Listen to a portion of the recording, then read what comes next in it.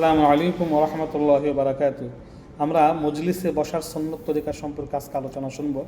মহানবী সাল্লাল্লাহু আলাইহি সাল্লাম যখন কোনো বড় মজলিসে বসতেন তখন তিনি অপরের সঙ্গে মিলে মিলে বসতেন, মাঝে ফাঁকা রাখতেন না এবং বলতেন, তোমাদের কি হলো, আমি তোমাদের বিক্ষিপ্ত অবস্থায় দেখছি। 2 নম্বর, সমবেত সাহাবায়ে কেরাম রাদিয়াল্লাহু এমন দৃঢ়ভাবে বসতেন যে মাথা পর্যন্ত নড়াচড়া করতো না, মনে হতো তাদের মাথায় পাখি বসে আছে।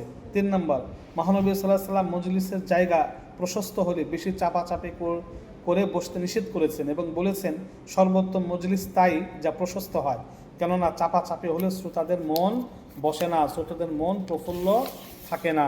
4 নম্বর, মহানবী সাল্লাল্লাহু আলাইহি সাল্লাম কোনো মজলিসে পরে তাশরিফ নিলে যেখানে জায়গা পেতেন সেখানেই বসে যেতেন এবং অপরকেও এই নির্দেশ দিতেন।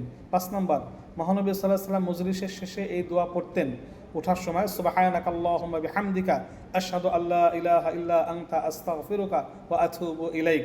এই দোয়া পাঠ করতেন মজলিস ত্যাগ করার সময়। 6 নম্বর, সাহাবায়ে কেরাম যখন কোনো এমন ছোট মজলিসে বসতেন যেখানে লোক সংখ্যা কম, সেখানে তারা গোল হয়ে বসতেন। 7 নম্বর, গোল হওয়া অবস্থায় একে অপরের সঙ্গে মিলে মিলে বসতেন। 8 নম্বর, মহানবী সাল্লাল্লাহু আলাইহি ওয়াসাল্লামের সামনে সাহাবায়ে কেরাম রাজিয়াল্লাহু আনহুম আদবের সঙ্গে সুন্নত তরিকায় বসতেন। 9 নম্বর, মুজাহাদার সাথে বসতেন, অর্থাৎ হাজারো জরুরত থাকলেও তা দাবিয়ে মহানবী সাল্লাল্লাহু আলাইহি ওয়াসাল্লামের বয়ান, মূল্যবান দামি কথাগুলো শুনতে থাকতেন।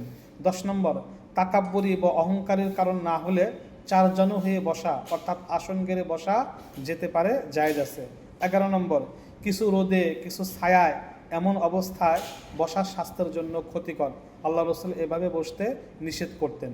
মহানবী সাল্লাল্লাহু আলাইহি সাল্লামের আদর্শে জীবনীতে বসার সুন্নত কত সুন্দর। আমিন।